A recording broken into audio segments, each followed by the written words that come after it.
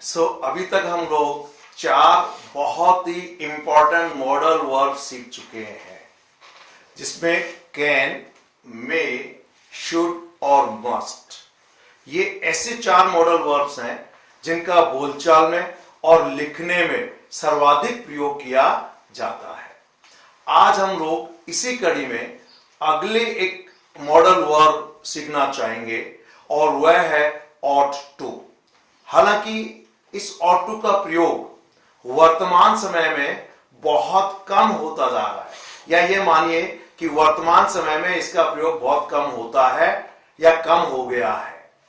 लेकिन चूंकि ये ग्रामर का इंपॉर्टेंट रूल है, सेंटेंस स्ट्रक्चर भी है, पर सामान्यतया आपने इसके बहुत ज्यादा लिखा हुआ या लोगों को बोलते हुए नहीं सुना होगा, नहीं देखा होगा। लेकिन हमें इसका ज्ञान, इसकी नॉलेज अवश्य होना चाहिए। और यह है इंग्लिश लैंग्वेज मेड इजी जो बुक है, इसका chapter 14 number chapter, use of ought to। आज ही जाकर इस पुस्तक से आपको पूरा यह पढ़ना है। इसका मीनिंग वही होता है जो शुड का होता है, यूं मान लीजिए आप। यानी वर्तमान समय में ought to का पूरी तरीके से सब्स्टिट्यूट जो बन चुका है वह है शुड। यानी शुड ought to का पूरी तरीके से सब्स्टिट्यूट है, इसीलिए ought to का प्रयोग कम हो गया, यह न के बराबर हो गया और इसकी जगह ले ली, इसका स्थान ले लिया शुड ने। ठीक है, तो आप यूं मान लीजिए जहां शुड का प्रयोग होता है, फिर भी इनका प्रयोग जनरली किन सिचुएशन में किया जाता है वह मैं आपको बताना चाहूंगा। देखिए, जब हम ये कहना चाहते हैं कि कौन सा कार्य करना हमारे लिए सही है, यानी राइट या सेंसिबल समझदारी है, या अपना दूसरों के प्रति व्यवहार करने का सही तरीका क्या है, तो राइट थिंग या सेंसिबल थिंग या right way to behave with others को बताने के लिए हम लोग ought to का प्रयोग करते हैं। जैसे टू से व्हाट इज राइट, ये बताने के लिए कि सही क्या है, और सेंसिबल थिंग टू डू कि करने के लिए क्या समझदारी, क्या सेंसिबल थिंग है, और the right way to behave कि हमारे व्यवहार का दूसरों के प्रति क्या तरीका होना चाहिए, एप्रोप्रिएट क्या है, सही क्या है। दूसरा महत्वपूर्ण इसका पहलू यह है, जो ज्यादा महत्वपूर्ण है, वह है जब हम लोग अपनी कोई नैतिक जिम्मेदारी बताना चाहते हैं, क्या उचित है किया जाना, यानी मोरली क्या राइट है, नैतिक जिम्मेदारी, नैतिक दायित्व है हमारे कुछ। सो नैतिकता के आधार पर हमारे द्वारा क्या किया जाना उचित है, वो सारी चीजें बताने के लिए भी हम लोग ought to का प्रयोग करते हैं। इसे लिखा है टू से what is morally right and fair. ठीक, तो ये तीन यूज इसके हो गए हैं। और तीसरा फिर लीजिए, कभी कभी हम ऐसा सुझाव देते हैं किसी अच्छे विचार के लिए जो वह कार्य करना हमारे लिए अच्छा होगा, नैतिकता के आधार पर भी वह कार्य करना सही होगा, तो हम लोग कहते हैं to make suggestion about some good idea, कि किसी विचार के बारे में कि हमें ये काम, ये विचार इंप्लीमेंट करना चाहिए, ये कार्य करना चाहिए। तो यहां पर भी हम लोग कह सकते हैं कि सुझाव किसी अच्छे विचार के लिए। मान लीजिए आप सभी विद्यार्थी छात्रावास में रहते हैं, किसी व्यक्ति ने एक अच्छा विचार दिया कि we must organise some debates to improve our knowledge in English, कि हमें, तो यहां पर ought to का प्रयोग कर सकते हैं, we ought to organize some debates to enhance our knowledge। तो वी ought to organize और we ought to get together soon to celebrate the victory, कि जो हमारी जीत हुई है उसे सेलिब्रेट करने के लिए हमें इकट्ठा होना चाहिए। तो तीन तरीके से इसका यूज हो गया। इसका अफर्मेटिव और नेगेटिव और इंट्रोगेटिव में भी प्रयोग हो सकता है। अफर्मेटिव में ज्यादा यूज होता है, लेकिन नेगेटिव में इसका यूज बहुत कम, और इंट्रोगेटिव में तो और कम हो जाता है इसका। अब इसकी विशेष बात यह है कि अभी तक जो आपने चार मॉडल वर्ब्स पढ़े हैं, कैन, मे, शुड, मस्ट, उनमें किसी भी प्रकार से टू का प्रयोग नहीं हुआ है। लेकिन इसमें अपने आप में स्वतः ही इसमें टू लगा हुआ है और वह है ऑट टू, और इस टू के बाद फिर वर्ब की फर्स्ट फॉर्म। वैसे तो यह नियम है कि मॉडल वर्ब्स के बाद हमें इंफिनिटिव वर्ब विदाउट टू का प्रयोग करना चाहिए, लेकिन दो ये मॉडल वर्ब ऐसी हैं, एक ऑट टू और दूसरा यूज टू, जिनमें इनबिल्ट टू लगा हुआ है, अपने आप में स्वतः ही उसके अंदर टू है, तो ये टू हमको यहां लगाना ही है, यानी बिना टू के अगर आप इसका प्रयोग करेंगे तो यह गलत होगा। ठीक, तो यहां पर ऑट टू, और अभ्यास में तो देखिए इसका प्रयोग बोलचाल में कम होता है, लेकिन फिर भी आपको थोड़ा करना चाहिए, और वो इस तरीके से I ought to, we ought to, you ought to, they ought to, he ought to, she ought to, my brother ought to. Come on. किसी भी प्रकार का एस एस लगाने की आवश्यकता नहीं है। डायरेक्ट वर्ब की फर्स्ट फॉर्म और टेल द ट्रूथ सभी के साथ जोड़ेंगे तो सेंटेंस बन जाएगा I ought to tell the truth. Come on.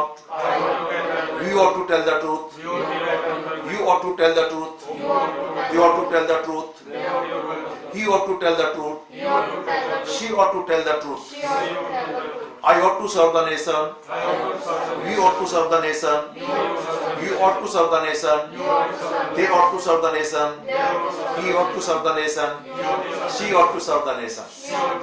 बाकी सभी वर्ब आप ऐसे क्यों करें, ठीक कैसे आप I ought to सभी में जोड़ सकते हैं और मीनिंगफुल सेंटेंस बनेगा। मैं बोल रहा हूं, आप उसको रिपीट करेंगे, साथ में हिंदी में मीनिंग क्या होगा वह मैं बताना चाहूंगा, और वह मोरली नैतिकता के आधार पर करना हमारे लिए उचित है या हमारी जिम्मेदारी है, हमारा दायित्व है या समझदारी है कि वह कार्य हम करें, अब करना चाहिए। Okay, so I ought to tell the truth. Come on.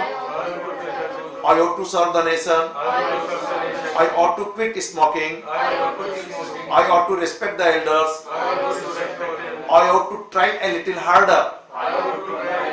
यानी आप कोई कार्य कर रहे हैं और मैंने कहा I ought to try a little harder, मुझे और थोड़ा सा प्रयास करना चाहिए। ठीक है, I ought to apologise to him, मान लीजिए मुझसे गलती हो गई, तो ये व्यवहार का एक सही तरीका है कि मैं उस व्यक्ति से क्षमा मांगू, उस व्यक्ति से माफी मांगू, तो I ought to apologise to him. Okay, I ought to meet the principal, I ought to help the poor, यानी हमारी समाज के प्रति जिम्मेदारी है कि हम गरीबों की सहायता करें, यानी हमें गरीबों की सहायता करना चाहिए। तो देखिए ये आप कोई भी इनिशिएटर आप इन सब में जोड़ सकते हैं। मैं चाहूंगा आप कोई भी इनिशिएटर लें, सभी वर्ड में जोड़कर बताएं। Come on. We ought to tell the truth, we ought to serve the nation, we ought to quit smoking, we ought to respect the elders, we ought to try a little harder, we ought to apologize to him, we ought to meet the principal, we ought to help the poor। Very good, देखिए बिल्कुल सही बोला। आप बोल के बताइए, आप कोई भी ले लीजिए, यू ले लीजिए, यू ऑट टू, और बोल दीजिए सबके साथ। You ought to tell the truth, you ought to serve the nation, you ought to quit smoking, you ought to respect the elders, you ought to try a little harder, you ought to apologize to him, you ought to meet the principal, you ought to help the poor। Very good, देखिए आपने बिल्कुल सही बोला, और चूंकि देखिए आप अभ्यास करेंगे तभी बोलना आएगा ना, तो भले ही इसका प्रयोग कम होता है, इसकी जगह वर्तमान में सभी जगह पर शुड का प्रयोग करते हैं हम लोग। किसका प्रयोग करते हैं? शुड, लेकिन हमें इसकी नॉलेज होना चाहिए। तो ये आपको इसका बोलने का अभ्यास करने के बाद अब मैं इसके कुछ नेगेटिव के बारे में बताना चाहूंगा।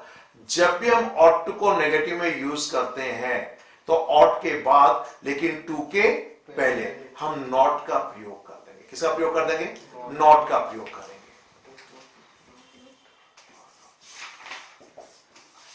और यहां पर आपको कार्य भी ऐसे ही लिखना चाहिए जो हमें मॉरली नहीं करना चाहिए।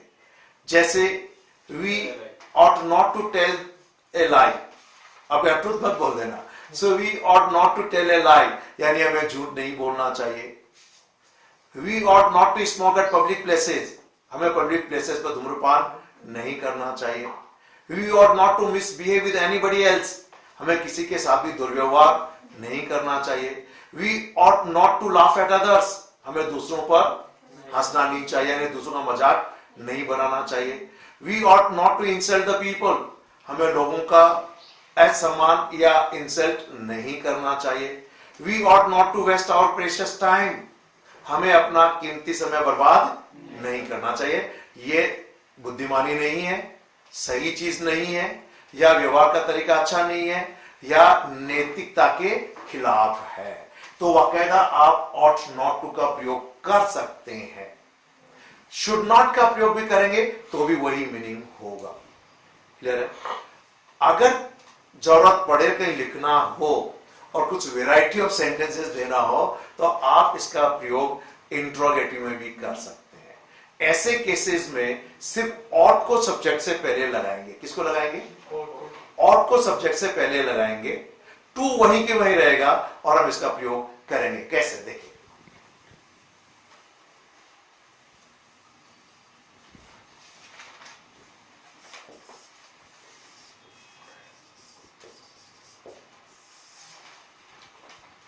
बड़ा अजीब सा लगेगा क्योंकि ये सेंटेंस इस तरीके का बोलचाल में कम होता है, पर वाक्य संरचना बिल्कुल सही है।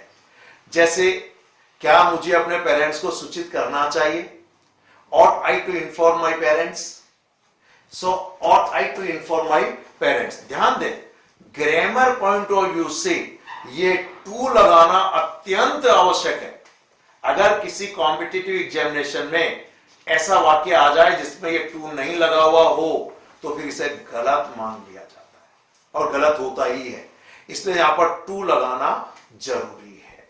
ठीक, अब सलाह यही है, आप इन ऑट की जगह पर मॉडर्न इंग्लिश में वर्तमान समय में सभी जगह पर शुड का प्रयोग कर सकते हैं। किसका प्रयोग कर सकते हैं? शुड का प्रयोग कर सकते हैं।